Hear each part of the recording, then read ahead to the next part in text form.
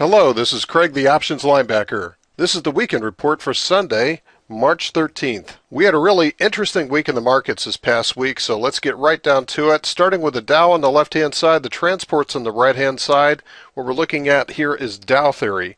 What we talked about last weekend was saying that the transports went from a higher high to a lower low, and we're almost certainly going to form a lower high here, and that's a change of polarity, and that's a disconnect from the Dow. What we had last week was divergence between the Dow and the transports, and now what we've seen is that the Dow has also followed it with a lower low. We have a lower high, lower low. We have a change in polarity as well with the Dow. When we look at the growth indices, the NASDAQ on the left, the Russell 2000 small caps on the right-hand side, we have the same story in the NASDAQ. We have a lower high, a lower low. We have a change in polarity on the NASDAQ. We don't have the same thing yet on the Russell. The Russell still holding steady with an equal low. So right now on the Russell we have more of a consolidation pattern up at this level. Now the interesting thing that I'm seeing on the NASDAQ as well as some other charts is the formation of what's known as a head and shoulders pattern that's showing up here.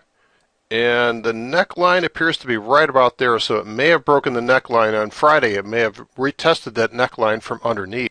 Now the head and shoulders pattern is generally a bearish pattern in this form, and the target for that is just the distance between the neckline and the top of the head, which would only put it down about in this area here. So this is actually just a very small, insignificant head and shoulders pattern, and is really just showing the need for a standard pullback on a larger time frame. So now let's look at the S&P 500 starting with the monthly chart. Now there's not much to see on the S&P 500 right now. So far in the month of March, just a very small candle to the downside, only half of the month complete. But what you'll notice is this light blue line here, the skinny blue line, is the 20 period moving average. This is a 20-month moving average. And in a cyclical bull market, you'll often see the price come down to test this from above. And we saw this throughout 2004, 2005, all the way into 2007. Now you'll notice last year that after the initial leg of the cyclical bull rally, we did come back down to retest that line from above. That was just a summer correction, and now we're well extended above that. So at some point in the near future, probably this year, we will see the price meet this 20 period moving average. Now that pullback, what will happen is a couple of things. First of all, this line will continue to rise, and eventually we will have some type of weekly pullback, which will eventually meet this at some place. But really, that's going to be up to the weekly chart, because that's going to be a weekly pullback. So let's look at the weekly chart and see what it's telling us right now. So far, this retracement that we've seen over the last 3 weeks has been almost identical in size and shape to the one that we experienced last November. So there's two possible outcomes from here. Either we see a rally from this point, in which case this weekly swing is not over yet, because this 50-point pullback is just going to be a daily retracement. So we could see further gains tacked on to this 304-point weekly swing. And that will happen if this weekly swing is not finished yet. The other possibility is that this weekly swing is finished. And if that occurs, what we're going to see is a typical 80 to 100-point pullback that we've seen several times all the way along the last couple of years of this cyclical bull rally. So that will put us back down to somewhere around the S&P 1240 area. Now, anytime we get a correction after a bull market like we've seen lately, everybody all of a sudden starts getting scared and saying, well, okay, this is it. This has got to be the top of the bull market. So what makes the top of a market? What creates that? Well, the first thing that we'll see is what I typically call a shot over the bow, and this comes from the highs. All of a sudden we see a very vicious move to the downside. Not unlike what we saw last May. So everybody was convinced that the bull market was over at this point because we had a shot over the bow, but this was just a 38.2% retracement in a larger trend. It wasn't done yet, and this one may not be done just yet either. But it will start with a shot over the bow, perhaps moving even into higher highs from here, but eventually we'll start to print lower highs and lower lows. And you can see just how long it takes for one of these things to turn around. It literally took about 6 months for this battleship to really turn around and start printing lower highs and lower lows on a larger time frame.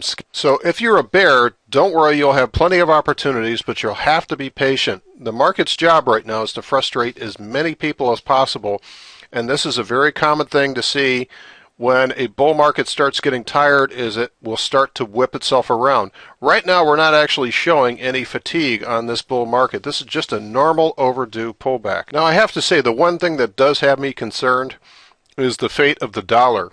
This is the dollar index, and currently the dollar is the world's reserve currency. You can see that as we came off the top in 2002, since that point we've been debasing the dollar by printing it and basically paying for things that we couldn't afford by just printing more dollars. And that habit is still with us, and right now we're seeing a consolidation pattern, and this may just be a consolidation in the middle of a much larger trend to the downside. If the dollar does break down below this pattern, this consolidation pattern, we might be seeing the beginning of the end of the dollar as the world's reserve currency. If that actually occurs, anything that is bought and paid for in dollars are just not going to have the same weight that they did before.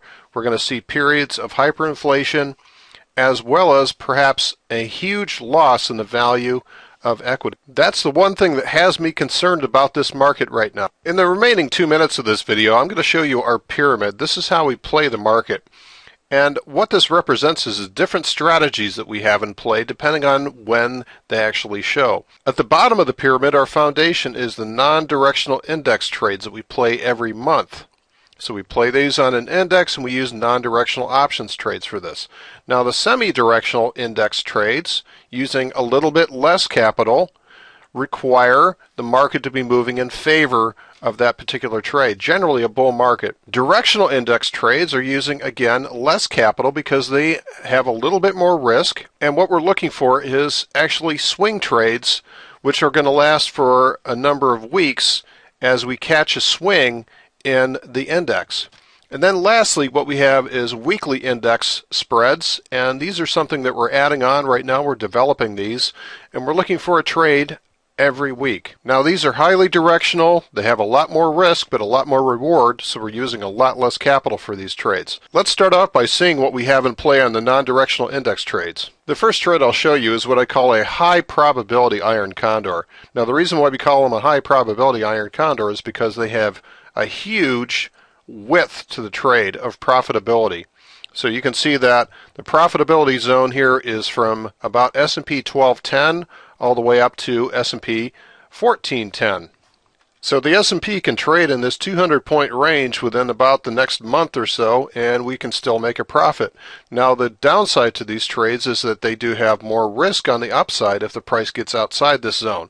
But we have certain defensive measures that we take just in case that happens. Now for the more advanced traders, we offer what I call the low probability iron condor. This has a much tighter range of profitability, which initially you would think is bad, but what you'll notice is that there's a 1-to-1 risk-reward ratio between the potential profits and the potential risk on the trade, and that's always good to have on a position, is to set your max risk from day one. So because of the fact that these trades have a more narrow profit range, we just need to be a little bit more skilled in terms of when we actually pull these trades off the table in a trending market.